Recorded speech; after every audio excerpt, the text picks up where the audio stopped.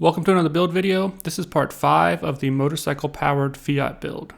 In this project, we're putting a 1000cc GSXR motorcycle engine into this 1973 Fiat 850 Spider. In the last build video, we used a early Mazda Miata rear subframe to build this custom rear subframe for the car. In this video, we're going to mount the engine in the car and add a few supports to the front of the subframe.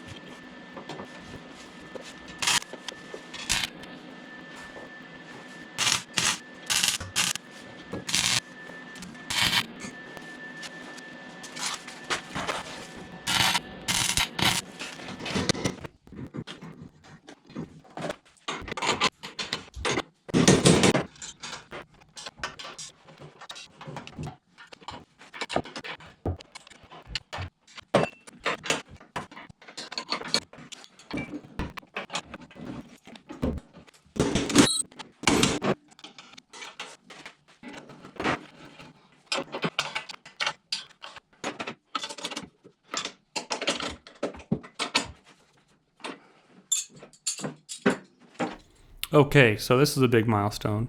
The engine is in the car. We've added a bracing bar here. We reinforced the attachment of the subframe, and we have new custom motor mounts. It looks like the engine will stick out of the body a little bit more than I expected, but that might actually look pretty cool. My main concern with the engine not being completely covered is the noise and possibly the heat coming off of the engine because it's going to be so close to the driver. One of the reasons the engine is so high up is because we need enough room down here for the differential. I've also left plenty of space here for the chain drive setup. So there's still a lot of work to do on this project, but we're making really good progress. I'm very happy with it. I hope you guys like it. And if you haven't already, go ahead and hit that subscribe button. You don't want to miss anything. Thanks guys, bye.